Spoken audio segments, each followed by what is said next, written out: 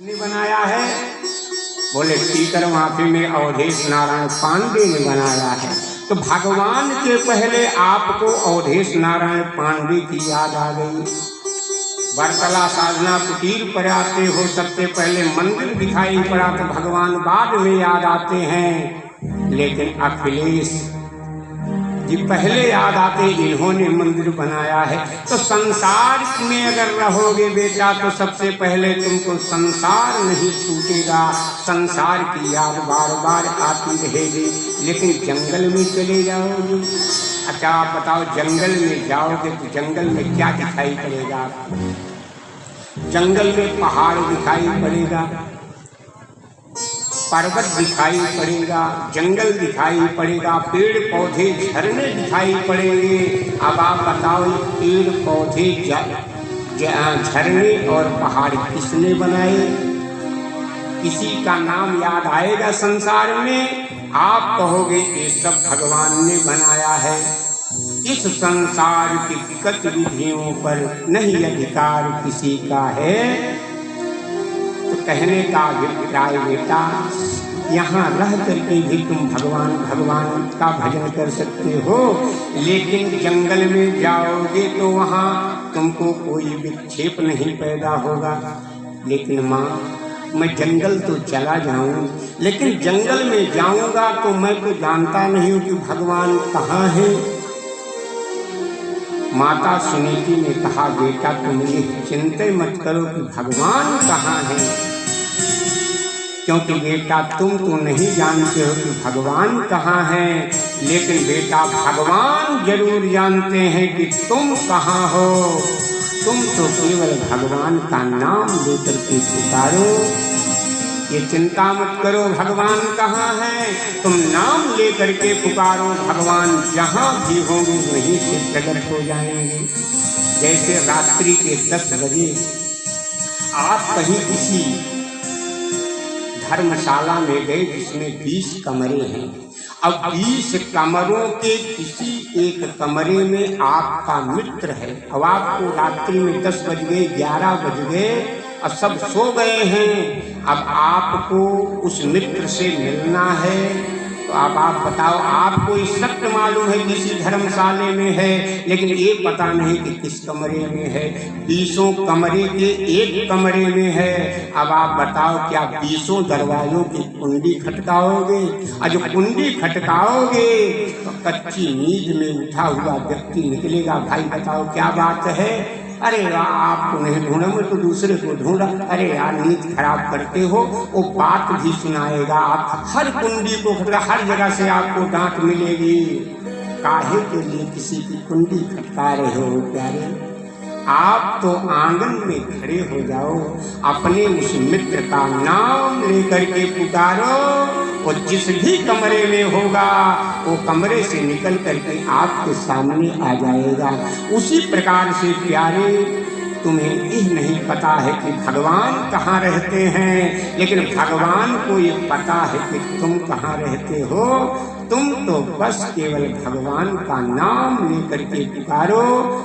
नारद जी ने मंत्र दिया और उस मंत्र का जप जा करके यमुना के किनारे नदी में करने लगे, और 3 महीने उन्होंने बड़ी बड़ी तपस्या किया। तिरात्रांते कपित्थो बदरासनः। 3 दिन पर उन्होंने कैथ और बैर खाना शुरू किया। द्वितीयं च तथा मासं खष्टेर्भगोधिने। दूसरे महीने में 6 दिन पर केवल पत्ते, पेड़ के सूखे पत्ते खाने लगे। तृतीयं चानयन मासं नवमे अहनि। कहते हैं तीसरे महीने में 9 दिन पर उन्होंने जल पी करके रहना शुरू किया। चतुर्थमपि वै मासं द्वादशे अहनि। वायुभक्षोजित श्वासो ध्यायन् देवमधारयत्। चौथे महीने उन्होंने 12 दिन पर केवल हवा पी करके रहने लगे। और जो 5वां महीना लगा, पंचमे मास्यनुप्राप्ति जितश्वासो नृपात्मजः। 5वें महीने में उन्होंने वायु पीना भी छोड़ दिया, श्वास को रोक दिया। मैंने आपको कल बताया था, सर्वभूत हृदयम, जो भगवान से नाता जोड़ लेता है उसका चराचर से नाता जुड़ जाता है। अब तो अगर ध्रुव जी महाराज सांस लेते हैं तो दुनिया सांस लेती है। ध्रुव ने सांस लेना बंद कर दिया तो ध्रुव के साथ सारे संसार की सांस रुकने लगी। तुरंत भगवान सारे संसार की रक्षा के लिए ध्रुव के सामने प्रकट हो गए। बोलिए कृष्णचंद्र भगवान की जय हो। ध्रुव जी महाराज उनसे दिव्य वरदान मांगते हैं। 36,000 वर्ष तक उन्होंने जा करके अपना राज्यकाज संभाला। मृत्यु के माथे पर पैर रख करके उन्होंने वैकुंठ गमन किया। उनके पहले विमान पर चढ़ करके उनकी माता भी वैकुंठ गई। अब इसके बाद 5म स्कंद में सुखदेव जी महाराज प्रवेश करते हैं, जिसमें प्रियव्रत जी महाराज जो हैं वो उत्तानपाद के ही भाई हैं, मनु जी के पुत्र हैं, जो तपस्या करने के लिए चले गए थे। तो गंधमादन पर्वत पर उन्होंने ढेर सारी तपस्या अर्जित किया। तो उनके पास ब्रह्मा जी महाराज और मनु जी महाराज आए। उन्होंने प्रेरणा दिया कि बेटा अब तुम्हारी तपस्या पूरी हो गई, अब तुम विवाह कर लो। तो विश्वकर्मा प्रजापति की कन्या बर्हिष्मती से प्रियव्रत जी का विवाह हुआ। आग्नेयधारी 10 पुत्र पैदा हुए।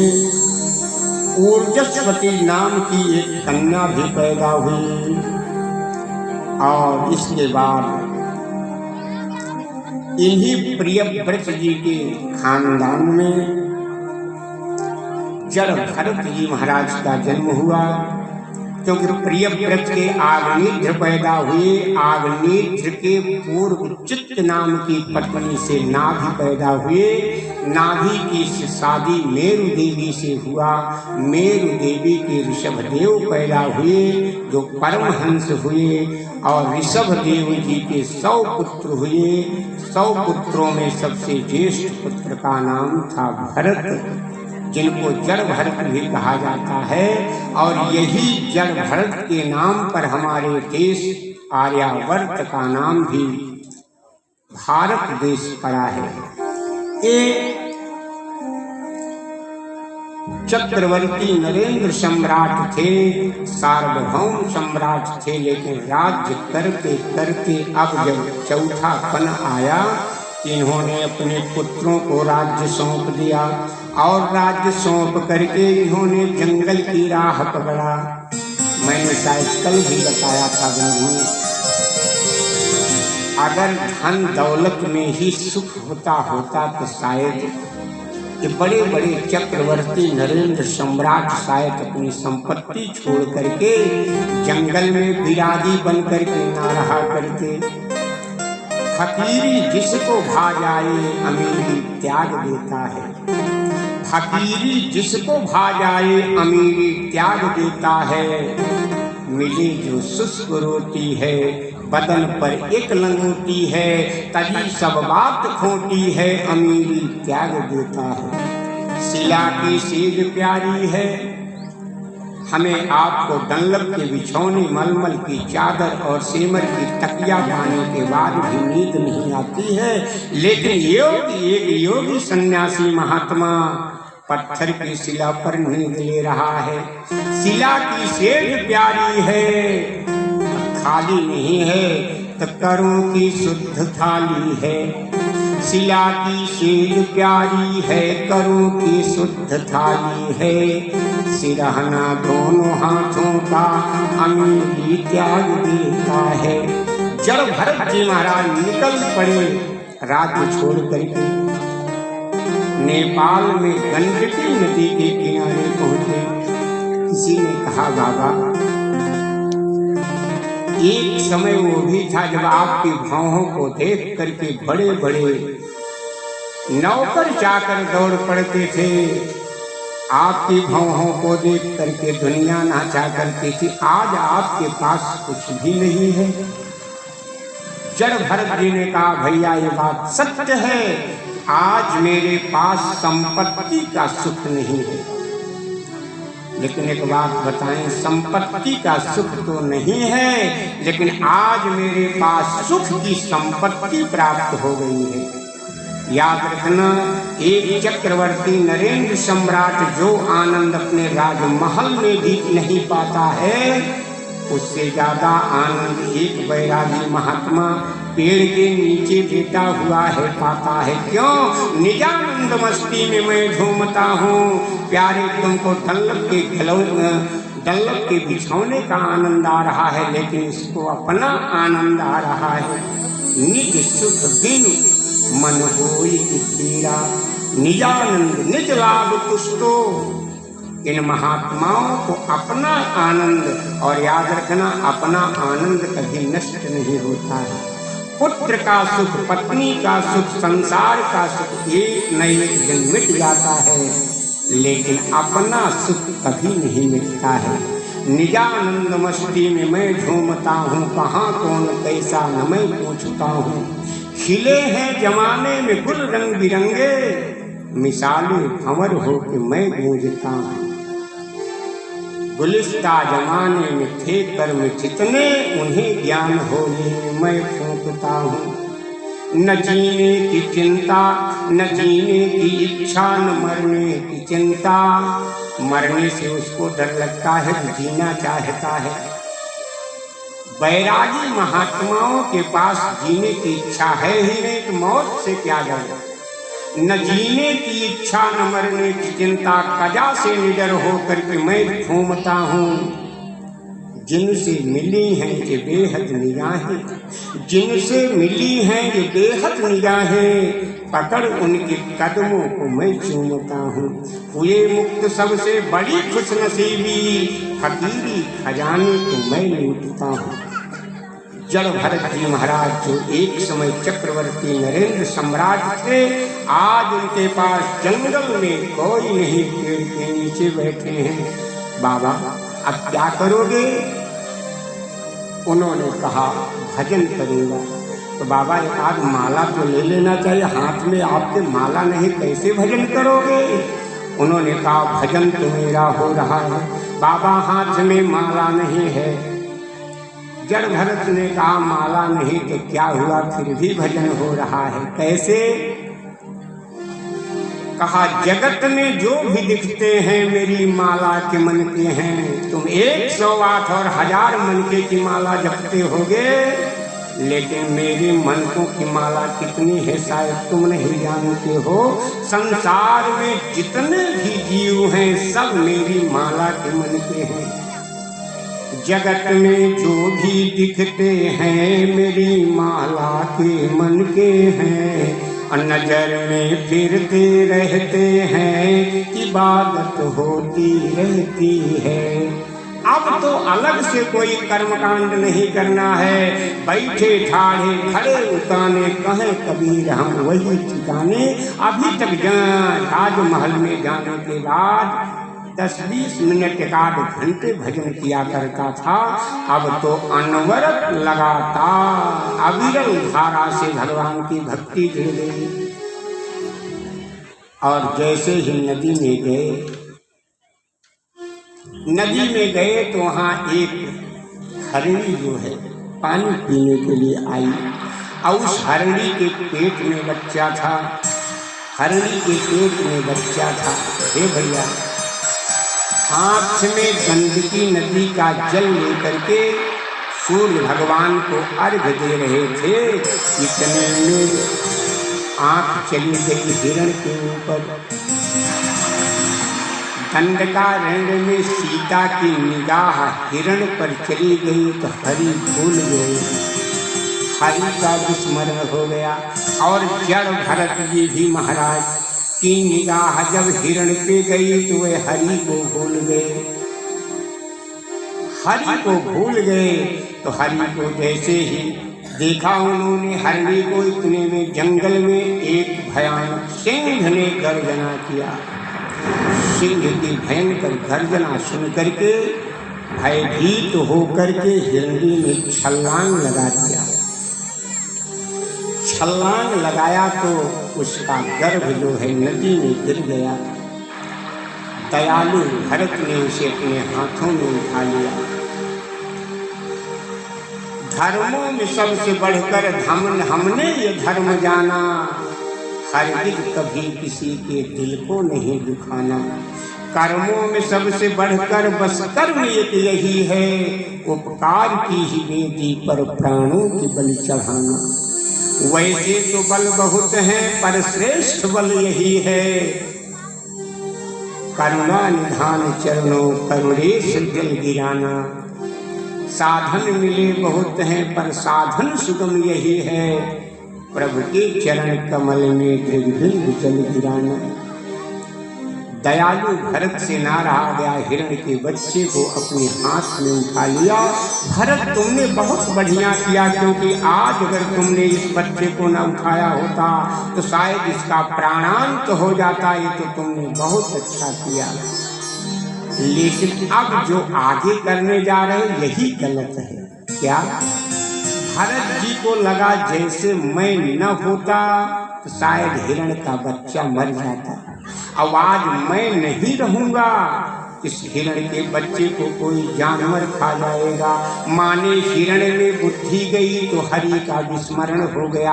हरि को भूल गए कि हाथी को कन भर और हाथी को मन भर और चींटी को कन भर देने वाला भगवान है। तुम कौन होते हो रक्षा करने वाले? अरे तुमने लिया, रक्षा कर दिया, अब खेलते कूदते वो जंगल में जाएगा, अपना आनंद लेगा। तुम ठेकेदार किसके बन गए कि मैं इसको बचाऊंगा? यही गड़बड़ी हो गई। कहते हैं अंतिम समय में हिरण का ध्यान करते करते उनका प्राण छूटा, तो अंते या मति सा गति। हिरण की योनि मिली। लेकिन एक बात बताएं, आप कोई भी काम करते हो, अगर उसका क्रम टूट जाता है तो आपको वहीं से फिर से यात्रा शुरू करनी पड़ती है। लेकिन भगवान के भजन में इतनी छूट है। मान लो भजन करते करते कहीं विघ्न आ गया और भजन आपका छूट गया, 2-4-10 महीने के बाद अगर आपने फिर कभी भजन शुरू किया तो जितना कर चुके हो उसके बाद से उसकी एंट्री हो जाएगी, इसको जोड़ दिया जाएगा। वो आपका पीछे वाला व्यर्थ नहीं जाएगा। उसी प्रकार से जड़ भरत मृग तो बन गए, लेकिन इनको हमेशा याद आता था कि मैं राजा था। राजा बनकर के मैं बैरागी बना और जंगल में गया, एक हिरण के चक्कर में पड़ करके हिरण बन गया। इसलिए अब सूखे पत्ते खाते थे, गंडकी नदी में जा करके अपना शरीर उसमें डाल देते थे, मुख को गर्दन को किनारे रखते थे। एक दिन अनायास काल आया और शरीर शांत हो गया। तीसरे जन्म में वे ब्राह्मण के यहाँ जन्म लिए। ब्राह्मण के यहाँ जन्म लिए, पिताजी उनको पढ़ाने लगे। लेकिन अब उन्होंने सोचा, हाय हाय मैं तो चक्रवर्ती सम्राट था, हिरण के चक्कर में पड़ गया तो मुझे हिरण बनना पड़ा।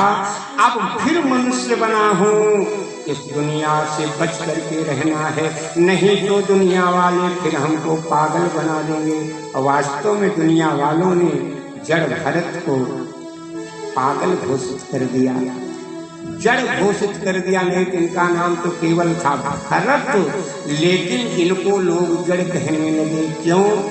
क्योंकि जड़ कहते कहते इनका स्वभाव ही ऐसा बन गया। गायत्री मंत्र पिताजी याद दिलाने लगे, लेकिन ये गायत्री मंत्र याद ही नहीं करते थे, उल्टा पुल्टा सुनाया करते थे। क्यों?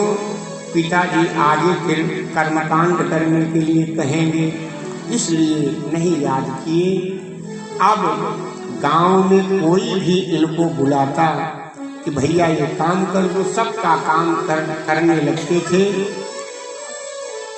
तो घर वालों ने सोचा जब ये गांव का ही काम कर रहे हैं तो लाओ इनसे हम लोग अपना भी काम करवाएं। तो खेत में काम करवाने के लिए कर दिया कि जमीन को समतल कर दो। तो जहाँ समतल था वहाँ गड्ढा कर दिए, जहाँ समतल था वहाँ पर भीटा खड़ा कर दिए, उल्टा पुल्टा काम करने लगे। सब बड़े परेशान लोगों ने इनको पागल घोषित कर दिया। जडांधबधिर स्वरूपेण दर्शयामास लोकस्य। जड़, पागल, अंधे, गूंगे और बहरे की तरह व्यवहार करने लगे। लोगों ने इनको पागल घोषित कर दिया।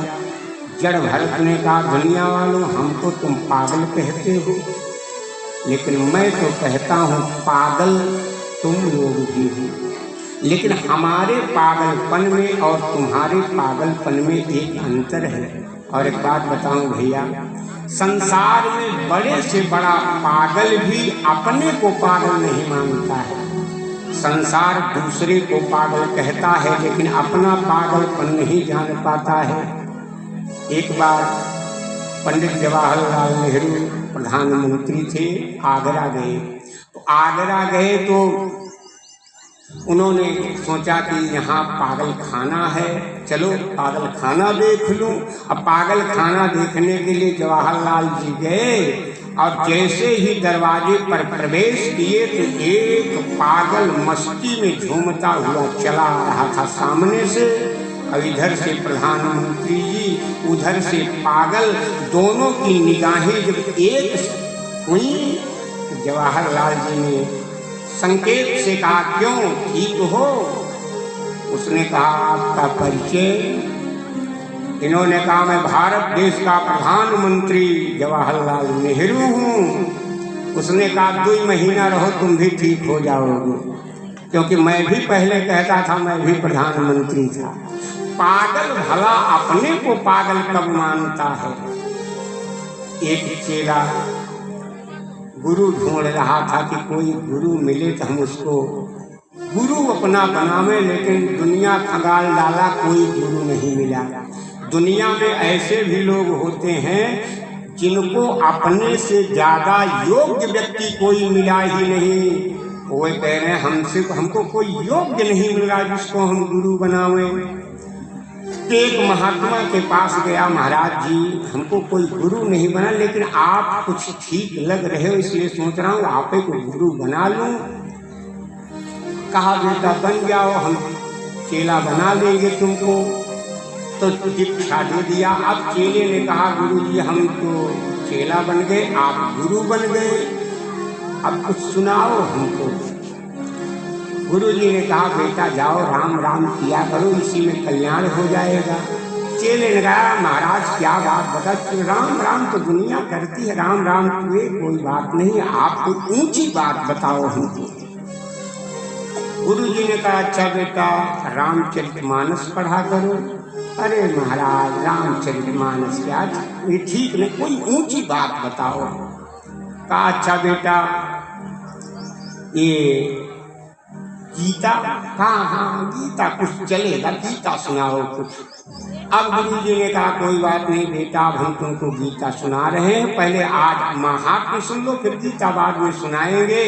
और वही प्रसिद्ध श्लोक, सर्वोपनिषदो गावो दोग्धा गोपाल नंदनः, सभी उपनिषद गाये हैं। दोहने वाले भगवान श्री कृष्ण है, बछड़ा अर्जुन है, और पीने वाले भक्तजन हैं, और दूध के रूप में गीता ज्ञान है।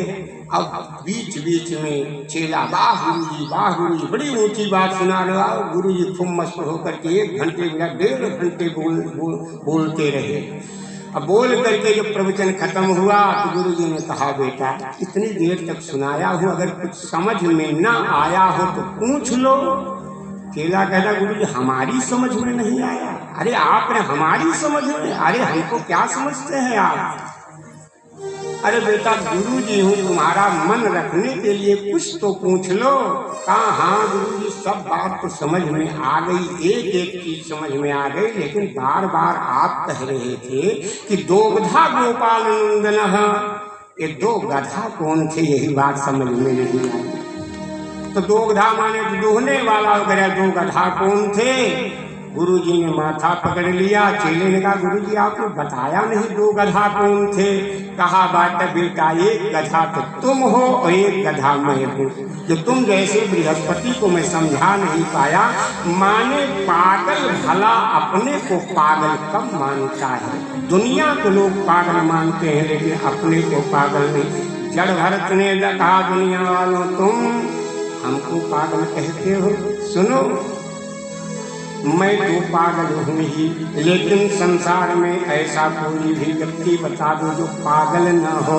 जडांधबधिर स्वरूपेण दर्शयामास लोकस्य। और जड़ भरत जी महाराज कहने लगे, दुनिया वालों सोचो तुम भी पागल और मैं भी पागल, लेकिन पागल कौन बढ़िया होता है? आज उन्होंने कहना शुरू किया, दुनिया ये पागल खाना है, यहाँ सबका आना जाना है। दुनिया ये पागल खाना है, यहाँ सबका आना जाना है। दुनिया ये पागल खाना है, यहाँ सबका आना जाना है।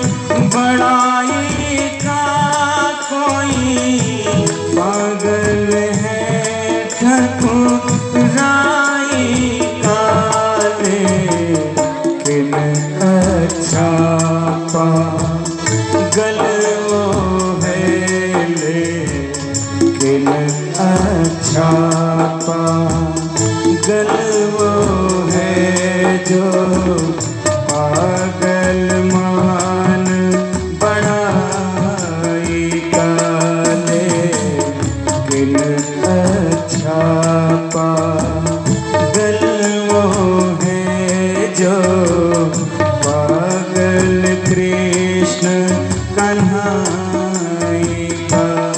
कोई पागल मान बड़ाई का, कोई पागल ठकुराई का, कोई पागल मान बड़ाई का, कोई पागल है ठकुराई का। लेकिन अच्छा पागल वो है जो पागल कृष्ण कन्हैया का। लेकिन अच्छा पागल वो है जो पागल कृष्ण कन्हैया का। लेकिन अच्छा पागल वो है जो पागल कृष्ण कन्हैया का।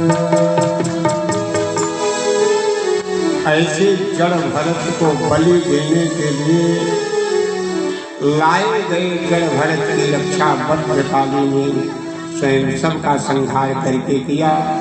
एक दिन खेत की रखवाली रात में कर रहे थे, अचानक अथ सिंधु सौवीर पते रहु गणस्य ब्रजत इक्षुमत्यास तटे तत्कुलपतिना शिविका बाह पुरुषान्वेषण समय दैवे नोपसारितः सहजवरः उपलब्ध एष पीत्वा इवासन हनन नांगो। मोटे ताजे बैठे हुए जड़ भरत जी को कहारों ने पकड़ लिया और जोत दिया शिविका में। अब वे शिविका ढोने लगे, लेकिन तीनों कहारों का अभ्यास था, इनका तो अभ्यास था नहीं। उचक उचक करके चलते थे, कहीं पैर के नीचे चींटी नजर आए। राजा को बड़ा गुस्सा आया, तलवार निकाल करके खड़ा हो गया, तू मुझे नहीं जानता है, मैं राजा हूँ और तुझे मेरा भय भी नहीं लग रहा है। अब देखो, अभी तक जड़ भरत ने कभी अपनी वाणी नहीं खोली है, लेकिन आज उन्होंने अपना मुख खोला है, केवल रघुगण को उपदेश देने के लिए, इसका जीवन सुधारने के लिए। तो रघुगण के लिए जड़ भरत ने जो ज्ञानोपदेश दिया है बंधुओं, उसको आप ध्यान से सुनना। अको विदह को विदवाद बाधाम बदस्यथो नाति बदाम वरिष्ठः। और इसको अगर अध्यात्म में समझेंगे तो बड़ी देर लगेगी, लेकिन इसको थोड़ा आप हिंदी में समझिए कि जड़ भरत जी कहना चाहते हैं, राजन, जो ईश्वर का अंश तुम्हारे अंदर बैठा है, वही ईश्वर का अंश मेरे भी अंदर बैठा है। लेकिन मैं तो सदा मस्त रहता हूँ, निजानंद मस्ती में मैं झूमता हूँ, लेकिन तुमको ये क्रोध क्यों आ गया? तुम काम के वश हो जाते हो, लोभ के वश हो जाते हो, तुम्हारी ये दुर्दशा क्यों हो रही? जब हम तुम दोनों एक हैं, हमेशा तुम्हारा और हमारा एक संग, ईश्वर के अंश तुम भी, ईश्वर के हम भी अंश हैं। अब दोनों जब एक हैं, तुम्हारी दशा ऐसी क्यों और हमारी ऐसी दशा क्यों? राजा सुनो ध्यान से, देह तुम भी नहीं, देह हम भी नहीं। और ये उपदेश आप ध्यान से सुना। अध्यात्म को किसी ने हिंदी में बड़े सुंदर ढंग से कहा। जड़ भरत ने रघुगण से कहा, राजन, हम में और तुम में ज्यादा अंतर नहीं, केवल एक अंतर है। क्या? देह तुम भी नहीं, देह हम भी नहीं।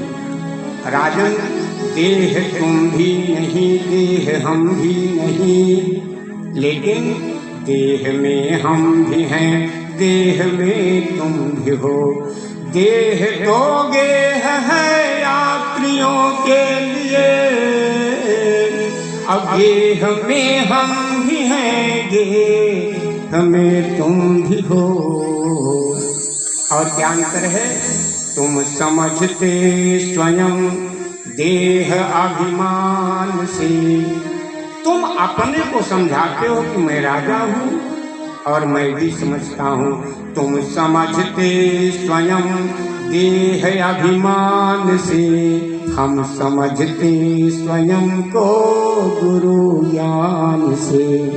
तुम अहम में टिके, हम स्वयं में टिके, तुम अहम में टिके, हम स्वयं में टिके। रुकते तुम भी तो हो, रुकते हम भी तो हैं। तुमको दुर्जन मिले, यही अंतर है। तुमको दुर्जन मिले, हमको सज्जन मिले। तुम तो विषयी बने, हम विरागी बने। श्याम से तुम जुड़े, राम से हम जुड़े। नेह में तुम भी हो, नेह में हम भी हैं। तुम समझते हो सब कुछ है भगवान, तुम समझते हो सब कुछ है इंसान का। हम समझते हैं सब कुछ है भगवान का। हम में और तुम में मेरा यही अंतर है। तुम समझते हो सब कुछ है इंसान का, हम समझते हैं सब कुछ है भगवान का। बल जगत का तुम्हें, बल जगत का तुम्हें, हमको जगदीश का। फूलते तुम भी हो, फूलते हम भी हैं। अभिमान तुमको भी राजन है, अभिमान हमको भी है। तुमको अभिमान संसार का है और हमको अभिमान अस अभिमान जाई जन भोरे, मैं सेवक रघुपति चतुर। कहने का अभिप्राय, जड़ भरत ने राजा रघुगण को ऐसा उपदेश देकर के स्वयं अपनी लीला को जड़ भरत जी समाप्त करते हैं। रघुगण को भी ज्ञान प्राप्त हुआ और अपने देश में चला गया। सुखदेव जी स्वामी कहते हैं, राजन परीक्षित इस प्रकार से भगवान के अनंत अनंत भक्तों की कथाएं इसमें लिखी गई हैं। लेकिन पंचम स्कंद के बाद अष्टम स्कंद में अगर रुकने लगूंगा तो बड़ा समय बीत जाएगा। समय भगवान का स्वरूप है, समय के अंदर सब कुछ कहना है। इसलिए पंचम स्कंद को प्रणाम करते हुए अष्टम स्कंद को प्रणाम करके सप्तम स्कंद में पहुंचे सुखदेव जी महाराज। और वहां उन्होंने एक राक्षस जो छूट गया है, लोभ का एक स्वरूप मैंने बताया। हिरण्याक्ष को भगवान ने कैसे मारा, माने लोभ को भगवान ने कैसे मारा। जो बंधी मुट्ठी थी उसको खोल दिया तो लोभ माने हिरण्याक्ष मर गया। अब एक भाई उसका हिरण्याकश्यप बचा है, उसको भगवान कैसे मारते हैं, क्योंकि वो भी लोभ का ही रूप है। वो लोभ माने हिरण्याकश्यप मंदराचल पहाड़ पर गया और तपस्या करने लगा। और जब तपस्या करने लगा तो कहते हैं ऐसी विकट तपस्या किया कि पैर के एक अंगूठे पर खड़ा हो गया और खड़ा होकर के वो तपस्या करने लगा। और तपस्या करने के बाद ब्रह्मा जी उसके सामने प्रकट हुए। तो ब्रह्मा जी ने कहा, बेटा हमसे तुम वरदान मांग लो। तो हिरण्याकश्यप ने कहा, महाराज अगर वरदान देना चाहते हो तो हम केवल एक बार, देखो राक्षस लोग जीवन में अगर वरदान मांगते हैं तो इनका एक सूत्री वरदान होता है, हम काहू की मरे न मारे। महाराज हमको कोई मार न पावे। ये राक्षसी प्रवृत्ति है कि हम दुनिया को मारते रहें लेकिन हमको कोई न मार पावे। ये राक्षसी प्रवृत्ति है। राक्षस लोग यही वरदान मांगते हैं। उस समय ब्रह्मा जी ने कहा, सपेपे मंदर ढोण्याम तपः परम दारुणम ऊर्ध्वबाहुर्नभो दृष्टिः पादांगुष्ठाश्रितावनिः दैत्येन्द्र तपसा तप्ता दिविस्थातुं न शक्नुमः। बेटा, जो वरदान तुम हमसे मांग रहे हो हिरण्यकश्यप, ऐसा वरदान आज तक कोई किसी को दे नहीं पाया। धरती पर आने के बाद बेटा सबको एक न एक दिन मरना जरूर पड़ेगा। और ब्रह्मा जी महाराज समझाने लगे हिरण्यकश्यप को कि रहता सदैव सुखी जो यहाँ, उसे अंत समय पछताना पड़ा। रहता सदैव सुखी जो यहाँ, उसे अंत समय पछताना पड़ा।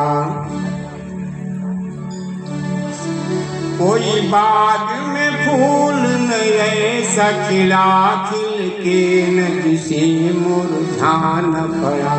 अविधि का ही विधान या काटे यही, जिसे आना पड़ा उसे जाना पड़ा। आया है सो जाएगा राजा रंग फकीर, लेकिन एक सिंहासन चढ़ चला एक बंधा जंजीर। छूट गई है मंदिर मतंग मतवारो, वृंद कोठी मणि मालिक पड़ी ही रह जाएगी।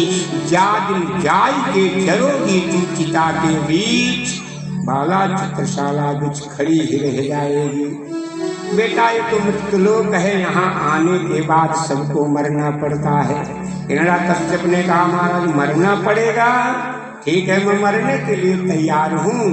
लेकिन हिरण्यकश्यप ने सोचा, अब मैं ब्रह्मा जी को ऐसे जाल में फंसाऊंगा, ऐसी मौत मांगूंगा कि मौत भी परेशान हो जाएगी, लेकिन मेरी मौत के लिए उसको जगह नहीं मिलेगी। कभी कभी लोग भगवान से भी गणित लगाने लगते हैं। एक बड़ा सिद्ध स्थान था, जैसे स्वामी जी की साधना कुटीर स्थान तपोस्थली, ऐसे कोई सिद्ध स्थान था। वहाँ एक सेठ जी पहुँचे और स्थान का प्रभाव कि वहाँ पहुँचते ही उनकी समाधि लग गई।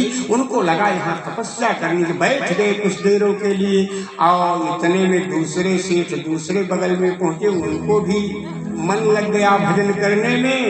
और स्थान का प्रभाव शाम होते होते भगवान प्रकट हो गए। इतने में दोनों सेठों के बीच में एक चोर पहुंचा और वो भी आंख मूंद करके बैठ गया। भगवान प्रकट हो गए, पहले वाले सेठ के पास गए, सेठ तुमने तपस्या किया है, मैं प्रसन्न हूँ, वरदान मांग लो। उसने कहा, महाराज अगर प्रसन्न हो, देना चाहते हो, तभी वैराग्य तो नहीं हुआ है। शहर में हमारा 20 मंजिला मकान है, उस 20 मंजिला मकान के प्रत्येक कमरे को आप सोने चांदी हीरे जवाहरात से एकदम लबालब भर दो। भगवान ने कहा, ये मस्त मिल जाएगा। भगवान दूसरे सेठ के पास गए, सेठ तुम भी बहुत तपस्या की, हम तुम्हारे ऊपर भी प्रसन्न है, मांग लो जो मांगना हो। दूसरे सेठ ने कहा, महाराज हमारा भी 20 मंजिला मकान शहर में है, लेकिन हमको ये सोना चांदी नहीं चाहिए, क्योंकि इसको कैश करवाने में बड़ा टाइम लग जाता है। इसलिए आप कृपा करो, मेरे 20 मंजिला मकान के प्रत्येक कमरे को आप 500 की नोटों की गड्डियों से एकदम भर दो। भगवान को क्या करना था, ये मस्त कहा। दोनों सेठ चले गए, भगवान चोर के पास आए, बेटा तुमने भी तपस्या किया है, तुम भी वरदान मांग लो। उसने कहा प्रभु अब हमको वरदान नहीं चाहिए। भगवान ने कहा तपस्या कियो, मैं वरदान देने आया हूँ, ले लो वरदान। उसने कहा मैंने कह दिया ना हमको वरदान नहीं चाहिए।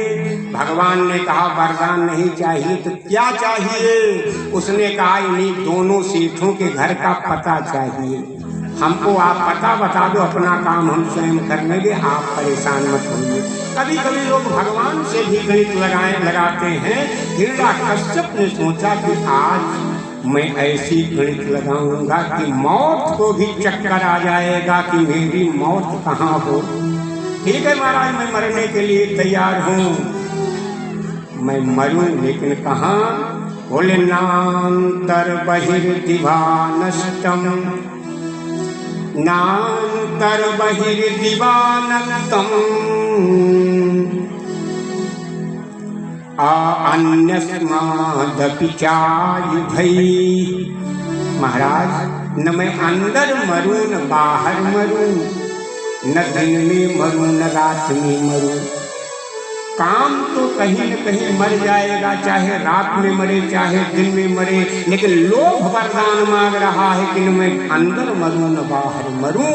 माने लोभ जीवन में इतना प्रबल होता है, न घर के अंदर मरता है, न साधु महात्मा बनने के बाद जंगल में मरता है, तो ये मरेगा कैसे?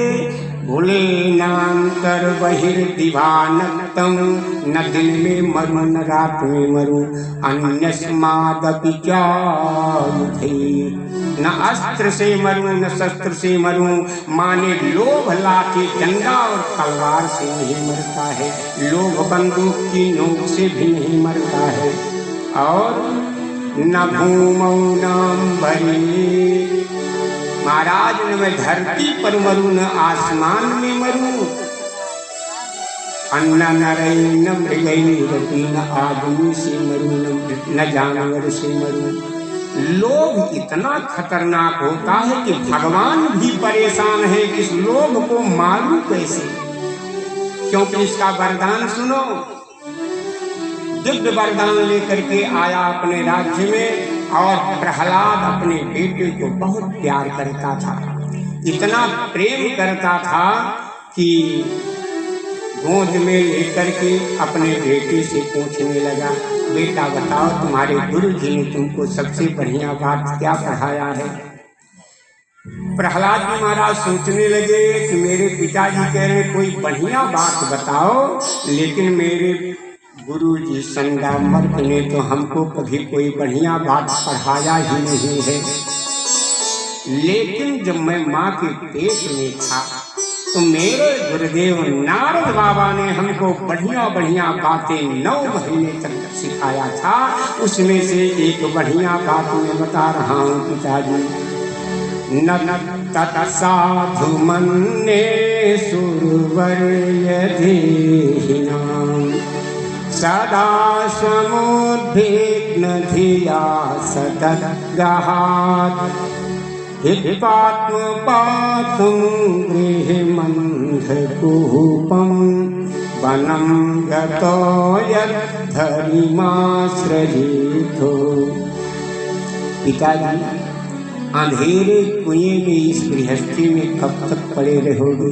कल्याण चाहते हो तो जंगल की राह पकड़ लो। इतना सुनते ही मारे क्रोध के वो संडामर्क को डांटने लगा। संडामर्क फिर लेकर के गए, और लेकर के जब वहाँ गए तो दिन भर पढ़ाते थे संडामर्क गुरुदेव, लेकिन इंटरवल जब होता था तो सारे बच्चे गुल्ली डंडा खेल खेलने लगते थे। लेकिन प्रहलाद जी महाराज तो एकांत में पेड़ की छाया में बैठ करके अपने प्रभु को याद करते थे, ध्यान लग जाया करता था। छोटे छोटे बच्चे लड़ते हुए प्रहलाद के सामने राजकुमार से न्याय मांगने, महाराज हमारा झगड़ा हो गया, हमको न्याय दीजिए, इन्होंने मेरे साथ अन्याय किया। प्रहलाद जी बड़ी सुंदर बातों से सिखाया करते थे। बेटा भाइयों, तुम लोग झगड़ा करते हुए मेरे पास आए हो, लेकिन एक बात बताओ, कि झगड़ा बिना किए भी तुम्हारा काम बन जाता। और बंधु, झगड़ा लड़ाई से कभी कोई अच्छा परिणाम नहीं मिला है। प्रेम से जितना बढ़िया काम हो जाता है वो झगड़े लड़ाई से नहीं है। प्रहलाद जी ने कहा, बातों बातों में बात बन जाती हो, अगर फिर क्यों बात बात में तकरार की बातें करें। बातों बातों में बात बन जाती हो, अगर फिर क्यों बात बात में तलवार की बातें करें। हो चुका जिक्र जहां, अब उस यार की बातें करें। जिस्म देकर जिस्म के संग जिस्म जानो दिल दिया, जिस्म देकर जिस्म के संग जिस्म जानो दिल दिया। हम भी दिल से अब उसी दिलदार की बातें करें। हो चुका जिक्र जहां, अब उस यार की बातें करें। राजेश जिनको हो चुका उनकी मोहब्बत का मजा, राजेश जिनको मिल चुका उनकी मोहब्बत का मजा, वो क्यों किसी से बैठकर बेकार की बातें करें। प्रहलाद जी महाराज जी समझाए बच्चों को, तो बच्चों के भी ऊपर भक्ति का रंग चढ़ गया। सब बच्चे कीर्तन करके भी नाचने लगे। संगामर्क जी महाराज आए और डंडा लेकर के सबको शांत कराए। कठिन पहरा लगा हुआ प्रहलाद के ऊपर, लेकिन एक दिन हिरण्याकश्यप ने अपने बेटे प्रहलाद को अपनी गोदी में बैठाया। देखा, एकदा सुरराट पुत्रमंकमारोप्य पांडव पप्रक्ष प्रक्षतां वत्सो मन्यते साधु यद्भवान्। बेटा, जो तुमको इतने दिन से गुरु जी पढ़ा रहे हैं, उसमें कोई एक बढ़िया बात बताओ। तो कहते हैं, प्रहलाद जी महाराज ने सोचा, पिताजी रोज हमसे बढ़िया बात पूछते हैं, लेकिन बढ़िया बात बताता हूँ तो नाराज भी हो जाते हैं, और जब नाराज हो जाते हैं तो इनको क्या करूँ, लेकिन इनको बढ़िया ही बात मैं सुनाऊंगा। अब उन्होंने नवधा भक्ति का ज्ञान दिया। श्रवणम कीर्तनम विष्णु स्मरणम पाद सेवनम अर्चनम वंदनम दास्यम सत्यमात्म निवेदनम। सुनते ही अपने फौलादी हाथों से पकड़ करके प्रहलाद को हिरण्याकश्यप ने आसमान में उछाल दिया। माँ की ममता जाग पड़ी। कयाधु दौड़ी अपने बेटों को अपनी गोद में उठा ली, लेकिन मजबूत हाथों से हिरण्याकश्यप ने पकड़ा। कयाधु, आज तुमको सिंदूर और दूध में एक को स्वीकार करना पड़ेगा। सिंदूर चाहती हो कि दूध? पतिव्रता कयाधु पति के बगल में बैठ गई। प्रहलाद को भगवान के सहारे छोड़ दिया। और बंधु, जैसे कोई मखमल के गलीचे पर गिरता है, फूलों की सेज पर गिरता है, वैसे धरती मैया ने अपनी गोदी में प्रहलाद को उठा लिया। और जब प्रहलाद को उठा लिया गोदी में धरती मैया ने, तो अपने सारे कर्मचारियों को, जल्लादों को, नौकरों को आदेश दिया, इसको मार डालो। अब सारे लोग उसको ले जा करके प्रहलाद को कहाँ ले गए? बोले, दिग्गजय दंदसूकैश्च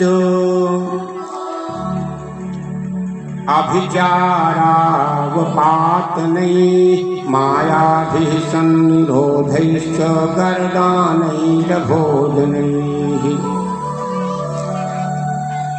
मतवाले हाथियों के बीच में डाल दिया। जहरीले काले काले कोबरा सांपों के बीच में डाल दिया। अभिचार किया। 52 कोस ऊंचे पर्वत पर पत्थर बांध करके नीचे छोड़ दिया, और पीठ में भयंकर पत्थर बांध करके समुद्र में डाल दिया। हे भैया, यहाँ तक कि 10 बाई 10 की काल कोठरी बना करके उसमें प्रहलाद को डाल दिया। बर्फ की चट्टानों पर लिटाया। भूकंप और आंधियों और तूफानों में डाल दिया। लेकिन जब प्रहलाद का बाल भी बांका नहीं हुआ तो एक दिन उसकी बहन होलिका आई थी। देखा तो हिरण्याकश्यप उसका भाई बड़ा उदास था। होलिका ने कहा, भैया मैं इतने दिनों से आई हूँ, मैं देख रहे हो तुम बड़े उदास दिखाई पड़ते हो, तुमको क्या कष्ट है? हिरण्याकश्यप ने कहा, बहन क्या बताऊं, मैंने बहुत प्रयास किया लेकिन ये प्रहलाद मर नहीं रहा है।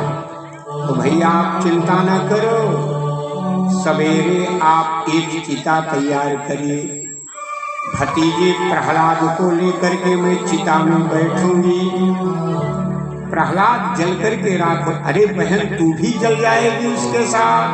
नाना भैया, ब्रह्मा जी से मुझे एक वरदानी कपड़ा प्राप्त हुआ है, उस कपड़े को पहन करके अगर मैं आग में बैठ जाऊं तो दुनिया की आग हमको नहीं जला सकती है। सवेरा नहीं होने दिया, सवेरे 4 बजे ही चंदन की चिता हिरण्याकश्यप अपने हाथों से लगाने लगा। चिता तैयार हुई, होलिका प्रहलाद को लेकर के चिता में बैठ गई।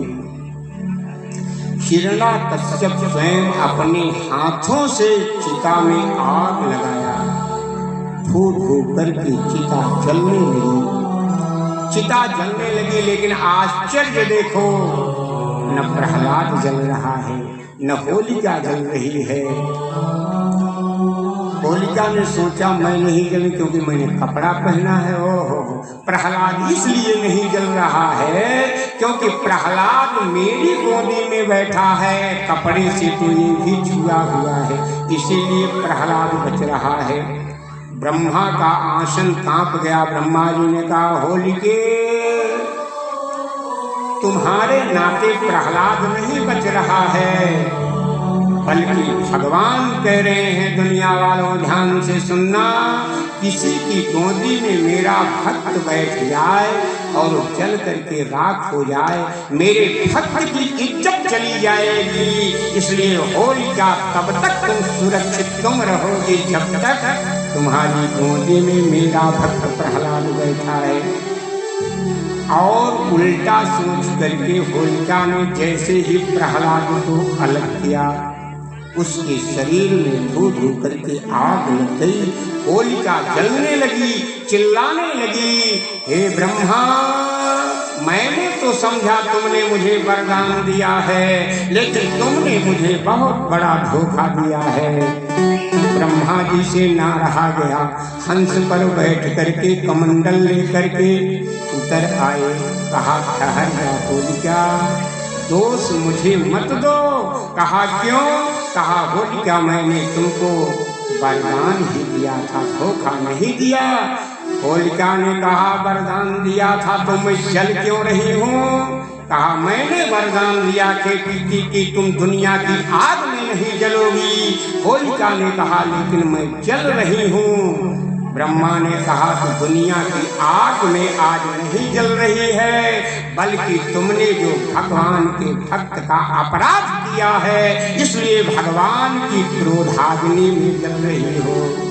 अरे जो अपराध भगत करई, जो अपराध भगत करई, जो अपराध भगत करई, जो अपराध भगत करई, राम रोष पावक सो जरई, राम रोष पावक सो जरई।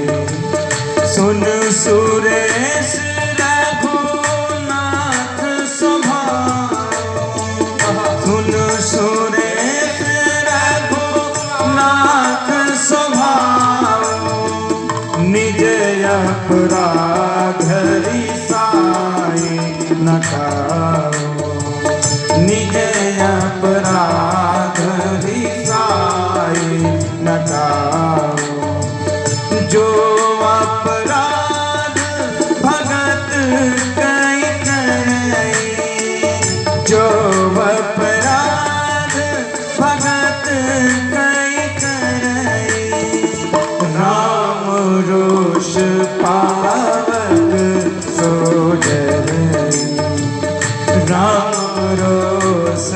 पावक सो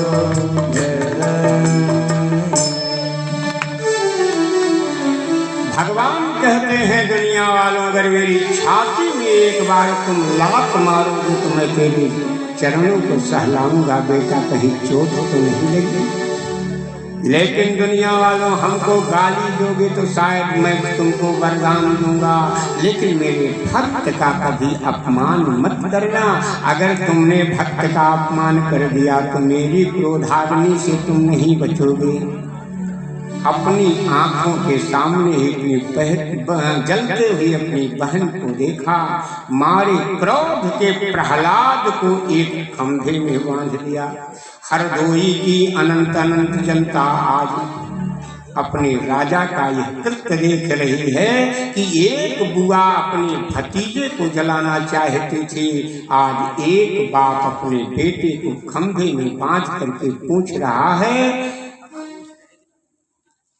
कि जहां मेरे डर से सारा संसार कांपता है, वहां तो किसके डर से, किसके बल से मुझसे नहीं डर रहा है। तो उस समय प्रहलाद जी महाराज कहते हैं, पिताजी न केवलम में भवतश्च राजन, पिताजी आप पूछते किसके बल से मैं आपसे निर्भय हूँ आपके सामने।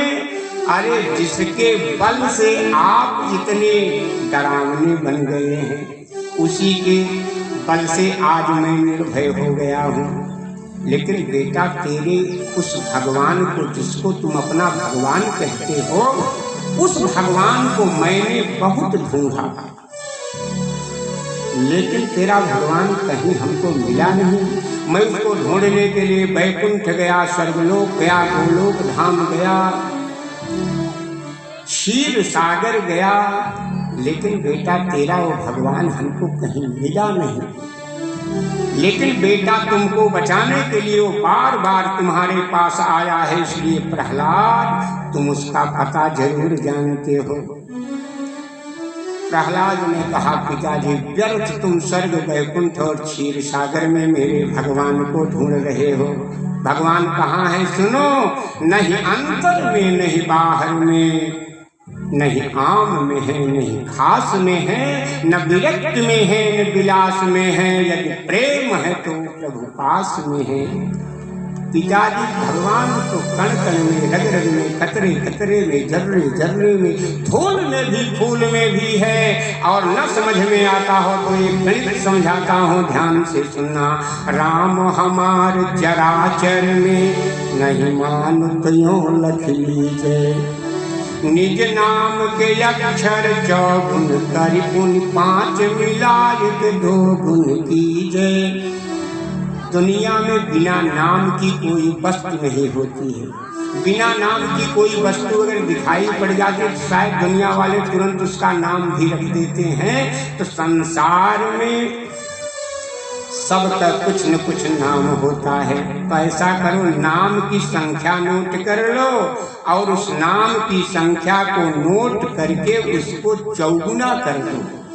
निज नाम के अक्षर चौगुन करी, पुनि पांच मिलाए दो गुण कीजे। फिर पांच मिलाओ और उसको दुगुना कर दो। और दुगुना करने के बाद 8 का भाग दोगे तो भाग देने में सब कट जाता है, लेकिन नीचे कुछ बच जाता है। हे भैया, भाग देने पर जब 8 का भाग दिया जाएगा तो सब कट जाएगा, लेकिन 2 अक्षर रा और मां कभी नहीं कटेंगे। पिताजी आपका नाम हिरण्याकश्यप माने 6 अक्षर, तो निज नाम के अक्षर चौगुन करी। अब इस 6 को 4 से गुणा करो, 4 छंग 24 और 4 छंग 24, उसमें 5 मिलाओ 29 और 29 को दुगुना कर दो, हो गया 58। 58 में 8 का भाग दे दो, 8 7 56, 2 नीचे बच गया रा और माँ। मेरे दुनिया कट जाए लेकिन मेरे भगवान रा और माँ कभी नहीं कटते हैं। मेरी माता का नाम है कयाधु, 3 अक्षर। 3 चौके 12, 5 मिलाओ 17 और 17 मिला करके उसको दुगना कर दो, 17 दूनी 34, 8 का भाग दे दो, 8 चौक 32, नीचे 2 रा और माँ बच गए। मेरा नाम है प्रहलाद, 4 अक्षर, 4 चौके 16, 16 में 5 मिलाओ, 16 5 21, 21 को दुगना कर दो, 21 दूना 42, 42 में 8 का भाग दे दो, 8 पंचे 40, नीचे 2 रा और माँ बच गए, वो कट नहीं सकता है। राम हमार चराचर में नहीं मानत यो लख लीजे, निज नाम के अक्षर 4 गुण कर पुनि 5 मिलाय के 2 गुण दीजे। 8 को भाग दिए पुनि राम बचे, पुनि ताम कहाँ मन दीजे। अमोह में राम है मोह में राम, अब खड्ग में राम सुखम भसुनीजे। हिरण्यकश्यप ने सोचा हो ये तो कह रहा है कि मेरे भगवान सब में है। मानता हूँ सब में भगवान हो सकता है, क्योंकि भगवान बड़ा मायावी है। हो सकता है सब जगह तो हो सकता है, लेकिन प्रहलाद कह रहा है सुखम भसुनी जी, इस खंभे में भी भगवान है। अरे इस खंभे में एक बार मैं मान लेता कि भगवान हो सकता है, लेकिन इस खंभे को मैंने बनते हुए न देखा होता। मैंने देखा राजगीरों ने इस खंभे को एकदम भरतू बनाया। अब भरतू बनाने के बाद इसमें सीमेंट लगाया, व्हाइट सीमेंट से एकदम चिकना कर दिया। इसमें तो हवा भी प्रवेश नहीं कर सकती है, इसमें वो भगवान कैसे हो सकता है। लेकिन अगर प्रहलाद कह रहा है तो प्रहलाद कभी जीवन में झूठ नहीं बोलता है, ये झूठ नहीं बोलेगा। अच्छा बेटा, क्या खंभे में जो भगवान है? प्रहलाद ने कहा अगर भगवान नहीं है खंभे में तो व्यापक कैसे? अब व्यापक है तो खंभे में भी वैसे भगवान सोचने लगे हो। आज मेरे भक्त ने एक मुझे दांव पर लगा दिया। आज भक्त ने कह दिया मैं खंभे में भी हूँ, और खंभे से अगर आज न मिला न निकला मैं, तो कल को मेरे भक्त का नाम बदनाम हो जाएगा। लेकिन हिरण्यकश्यप ने जैसे ही मुष्टिका तान करके, जैसे ही उसने एक मुष्टिका लगाया खंभे में, और उसी समय बड़े जोर से गड़गड़ाहट हुई। बोले गगड़ गड़ गड़ान्यो खंभ फाटो चरचराए। बोले तम खड्ग, बोले गगड़ गड़ गड़ान्यो खंभ फाटो चरचराए। अन्य किस्यो नर नाहर को रूप अति भयानो है। अपने हाथ से वो तलवार फेंक दिया। खड्गम प्रबृह्योत्पतितो वरासनात् स्तंभं तताडाति बलः स्वमुष्टिना। और जैसे ही मुक्का मारा, बड़े जोर की गड़गड़ाहट के साथ खंभा फटा, और उसमें विचित्र भयंकर एक जीव दिखाई पड़ा। बोलिए नरसिंह भगवान की जय हो। गगड़ गड़ गयानु खंभ फाटो चरचराए। अन्य किस्यो नर नाहर को रूप अति भयानो है। सकट कट कटावे बाढ़े दसन लप लपावे जीभ। अवधर फर फरावे मुक्ष व्योम व्याप्यमानो है। भभरि भर भराने धाम, डडरि डर डराने लो। अथथरि थर थरान्यो अंग, चितय वाहन खानो है। बोले कहत रघुनाथ को कि गरजे नरसिंह जबै। तो प्रलय के पयोधि मानो तड़प तड़तड़ानो है। नरसिंह भगवान निकले उसमें से। हे भैया, कुछ समझ पाता हिरण्यकश्यप इसके पहले भगवान मस्ती में झूम झूम करके जब सभा की ओर जाने लगे, सारे हरदोई निवासी भगवान का अद्भुत दृश्य देख रहे हैं। 33 करोड़ देवता विमानों पर बैठ करके भगवान के ऊपर कल्पवृक्ष के फूल बरसा रहे हैं कि भगवान का क्रोध शांत हो जाए। उसी समय क्या हुआ, बोले तड़ तड़ तड़ाहट हुई खंभ में अपूर्व वहाँ, फैल शब्द चारों ओर बधिर सा बनाने लगा। भगवान की भयंकर गर्जना सुन करके इंद्र सिंहासन से नीचे गिर गया। ध्यान टूट गया कैलाश पर्वत पर भगवान शंकर का। ब्रह्मा की लेखनी नीचे गिर गई। 33 करोड़ देवता आसमान में खड़े होकर के विमानों से कल्पवृक्ष के फूल बरसाने लगे और भगवान बोले तड़ तड़ तड़ाहट हुई खंभ में अपूर्व वहाँ, फैल शब्द चारों ओर बधिर सा बनाने लगा। बोले लाल लाल नेत्र रक्त वर्ण की थी लंबी जीभ, अक्रोध में था भरा ओठ अपने चबाने लगा। आधा था शरीर नर सिंह का था आधा बना, अक्रोध में मुख को उघार दांत लंबा सा दिखाने लगा। अकोमल कृपालु भक्त पालन के काज आज, मस्ती में झूम झूम सभा और जाने लगा। हिरण्याकश्यप समझ पाता उसके पहले ही, जैसे शेर कोई सियार की गर्दन पकड़ता है, वैसे ही भगवान ने हिरण्याकश्यप की गर्दन को पकड़ करके उठा लिया। राजमहल की ड्योढ़ी पर गए और बैठ गए। विशाल जंघाओं के ऊपर हिरण्याकश्यप को लिटा लिया। बेटा, तुमने वरदान मांगा था, नांतर बहिर्दिवानक्तम, तुम न अंदर मरो न बाहर मरो। बोलो, अंदर मर रहे हो कि बाहर? कहा महाराज मैं तो ड्योढ़ी पर आप बैठे हुए हो, न अंदर है न बाहर। दिन में मर रहे हो कि रात में? कहा महाराज न दिन है न रात है, ये तो गोधूली बेला है। अच्छा, अस्त्र से मर रहे हो कि शस्त्र से? कहा महाराज आपके हाथ में कोई हथियार नहीं है। अच्छा, जमीन में मर रहे हो कि आसमान में? प्रभु आपकी गोदी में हो। अच्छा, तुमको आदमी मार रहा है कि जानवर? कहा यही नहीं समझ में आ रहा है आप हो कौन? न मृगम न मानुषम। ऐसा कह करके भगवान ने हिरण्याकश्यप को कैसे मारा? गदा तलवार संग और चक्र से नहीं मारा, धनुष बाण से नहीं मारा और मुष्टिका से भी नहीं मारा। भगवान ने अपने दोनों पंजों को खोल दिया और अपने विशाल नाखूनों से उसकी छाती फाड़ दिया और उसको अंतड़ियों को निकाल करके उसकी माला पहन ली। शरीर फेंका उधर, मारे क्रोध के नरसिंह भगवान दौड़ने लगे। देवताओं ने लक्ष्मी को भेजा, वही भी कर करके भाग गई।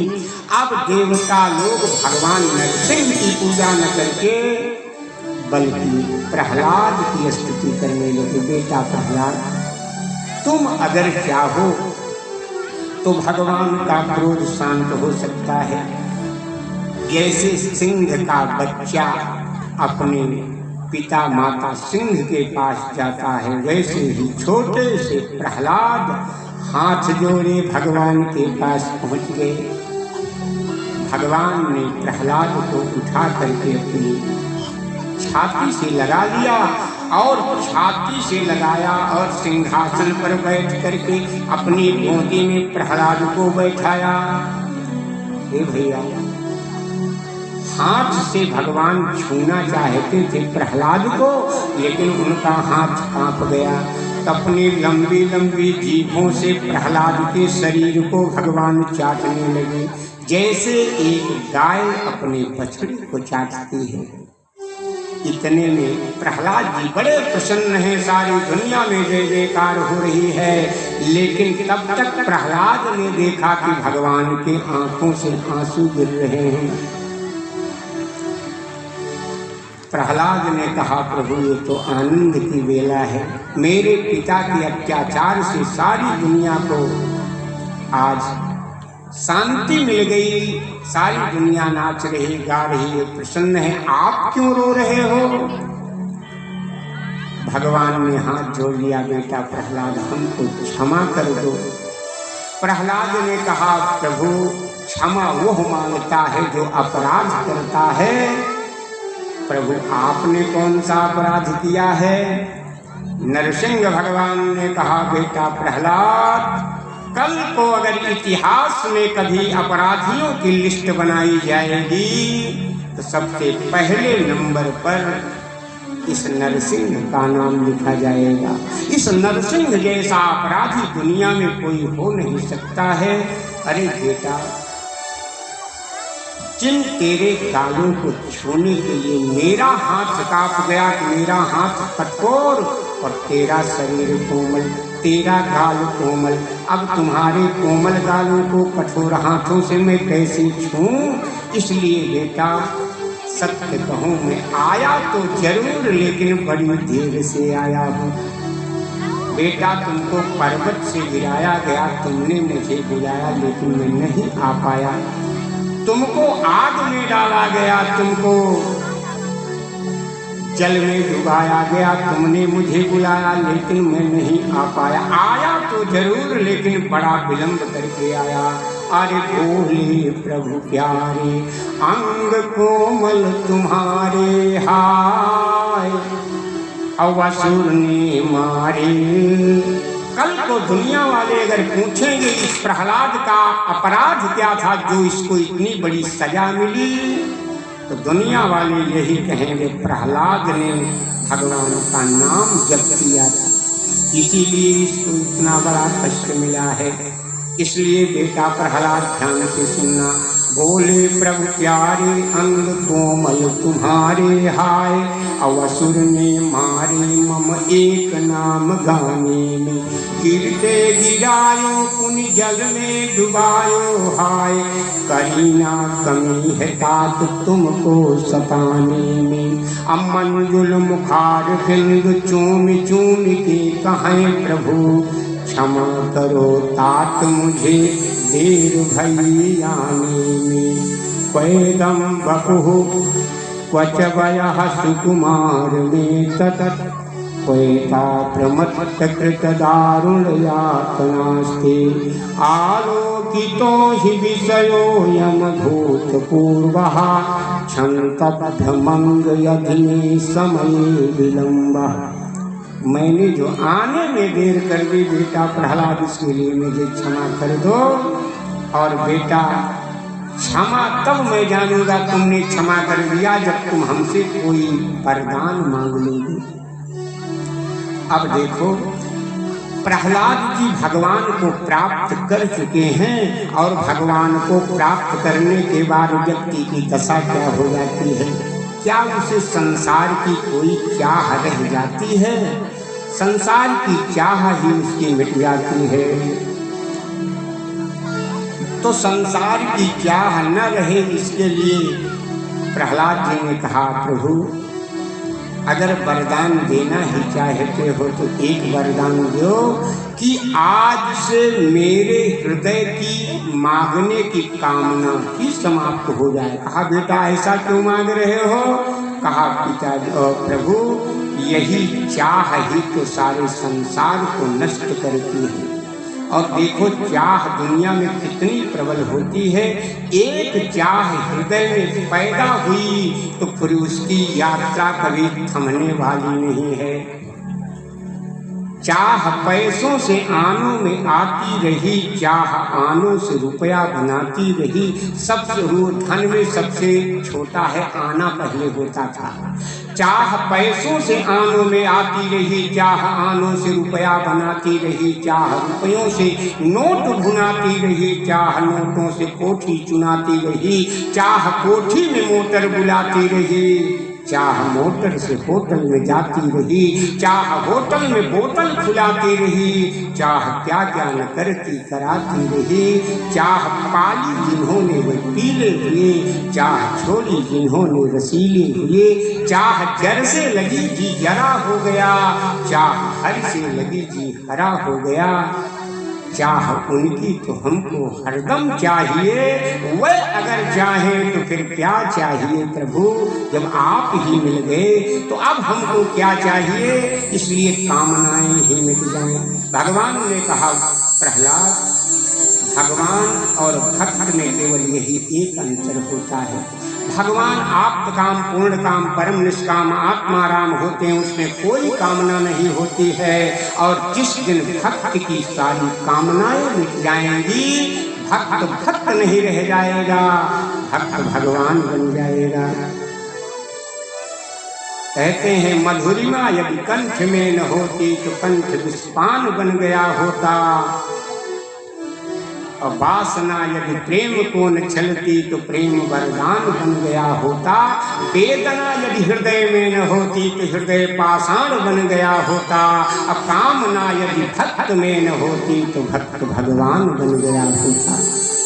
भक्त में केवल कामना होती है, इसलिए बंधुओं आज ये चाह को नष्ट करने के लिए, और मैं भी आपसे कहता हूँ, जिंदगी बीत जाती है इन्हीं कामनाओं को पूरा करते करते, एक कामना पूरी हुई दूसरी कामना प्रकट हो जाती है। इसलिए बंधुओं हाथ जोड़ करके यही निवेदन है, भागवत की कथा अगर सुनने आए हो तो आज कामनाओं के चक्कर में अब मत पड़ो, कामनाएं तरसती रहें तुम्हारे लिए, लेकिन तुम्हारे जीवन में उनका तो किसी ने दो लाइन में बात कह दी है, गैर मुमकिन है कि दुनिया अपनी मस्ती छोड़ दे। गैर मुमकिन माने असंभव, गैर मुमकिन है कि दुनिया अपनी मस्ती छोड़ दे, इसलिए दिल तू ही ये वीरान बस्ती छोड़ दे। खूब तरसाया है तेरी ख्वाहिशों ने ही तुझे, खूब तरसाया है तेरी ख्वाहिशों ने ही तुझे, तू भी अब इन ख्वाहिशों को कुछ तरसती छोड़ दे, जैसे तुम आज तक तरसे हो। इसलिए कामनाएं खड़ी होकर के तरसती रहें, लेकिन तुम उनकी कामना मत करो। बिंदु जी का एक पद है जो अप्रकाशित है, बड़ा सुंदर उन्होंने लिखा है। भक्त कहता है प्रभु मेरी एक विनती सुन लेना, इश्क एक तरफा में यूं मसरूर हो जाऊंगा मैं, इश्क एक तरफा में मैं यूं मसरूर हो जाऊंगा मैं, श्याम तुम होगे समा काफूर हो जाऊंगा मैं अगर मांगूं जो तुमसे तुम मुझे देना न कुछ।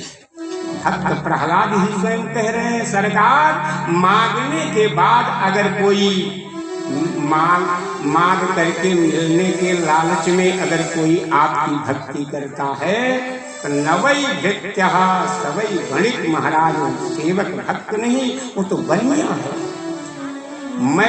मैं अगर मांगू तो तुमसे तुम मुझे देना न कुछ, वरना फिर प्रेमी नहीं मजदूर हो जाऊंगा मैं अगर चाहूँ तो तुमसे तुम मुझे मत चाहना, मैं अगर चाहूँ तो चाहूँ तुम न मुझको चाहना, तुमने अगर चाहा तो फिर मगरूर हो जाऊंगा मैं अगर देखूँ तो देखूँ तुम मुझे मत देखना, मैं अगर देखूं तो देखूं तुम मुझे मत देखना, तुमने कर देखा तो फिर मशहूर हो जाऊंगा मैं अगर तड़पूं। हे भैया, भक्त के जीवन में कभी भी कोई भी कष्ट आता है, भगवान तड़प उठते हैं, आंखों में आंसू आ जाते हैं।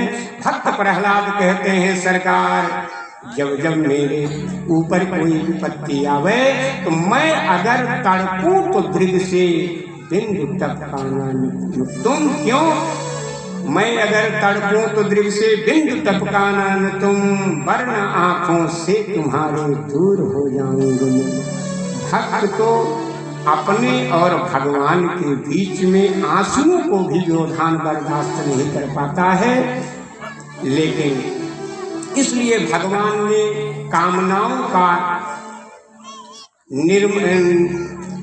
निर्गमन हो जाए, कामनाएं तुम्हारे मन में रही, ऐसा वरदान नहीं दिया। क्यों? क्योंकि अभी एक कामना लेना है, मेरे पिताजी को आप क्षमा कर दो। भगवान कहते हैं, भैया प्रहलाद, तुम अपने पिता की चिंता छोड़ दो। तुम्हारे पिताजी के खानदान में 7 पीढ़ियां जो पीछे हैं और 7 पीढ़ियां जो आगे आएंगी, और 7 पीढ़ियां तुम्हारी माता की कयाधु की, ये 21 पीढ़ियां चाहे कुछ भी की हों, सब वैकुंठ में निवास करेंगी। तुम जैसा भक्त अगर मिल जाए। इसलिए बंधुओं, भगवान ने प्रहलाद को इसी समय को हिरण्यकश्यप के सिंहासन पर बैठाया, सिर पर मुकुट लगाया, माथे पर राज तिलक किया, और राज तिलक करके वेद व्यास भगवान कहते हैं, भगवान का एक क्रोधावतार, आवेशावतार, उसी समय नरसिंह भगवान वहीं से अंतर ध्यान हो जाते हैं। बोलिए नरसिंह भगवान की जय हो। इस प्रकार से विलंब तो हो जाता है, लेकिन आप लोग जैसा चाहें वैसी कथाएं होंगी। लेकिन कल भगवान का जन्मोत्सव है। द्वापर में भगवान ने जन्म लिया होगा तो लिया होगा, त्रेता में भगवान ने जन्म लिया होगा, लेकिन इसी कलयुग में कल भगवान का जन्म होगा। और कैसे होगा और भगवान जन्म लेते क्यों हैं? क्या मेरा भगवान इतना कमजोर है कि जिस काम को करने के लिए पैदा होकर के काम करता है, क्या उस काम को मेरा भगवान वैकुंठ में बैठे बैठे नहीं कर सकता है? और नहीं कर सकता है तो कैसा भगवान? फिर ऐसे सर्व सामर्थ्यवान भगवान को जन्म लेने की जरूरत क्या है? इन सारे प्रश्नों का उत्तर पाने के लिए कल फिर से हम लोग 3 बजे से कथा में उपस्थित होंगे। और कल का मंगलमय समय जन्मोत्सव का है। हमारे नेता तिवारी जी मुख्य यजमान हैं, और खूब बढ़िया व्यवस्था भी कल के लिए बनाए हैं। आप सब जन्मोत्सव में आइए। और हमारे जगदम्बा प्रसाद जी मनीषी कथा में इतना समय दिए, इतनी सरलता और उदारता का व्यक्तित्व, आज इतने समय तक कथा में बैठे रहे। कथा इनको व्यासपीठ से बहुत बहुत साधुवाद और आशीर्वाद, शायद कुछ उपहार भी ला रहे हैं, क्योंकि आपका तो स्वभाव ही है कि सदा सर्वदा सत्संग का सम्मान करते हैं। इसलिए आप सब करतल ध्वनि से जगदम्बा प्रसाद जी का स्वागत कर दें।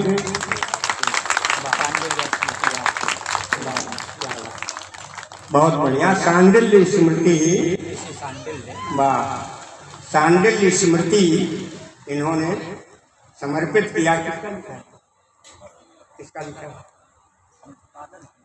अच्छा, प्रेरणा स्रोत श्री कृष्णाचार्य जी महाराज हैं।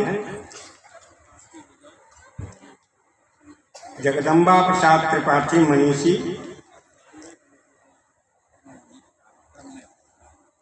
इन्होंने इसको पूर्ववाक्य लिखा है, बहुत सुंदर। आइए 2 बार प्रभु का नाम लेते हुए भगवान की आरती की ओर चलते हैं।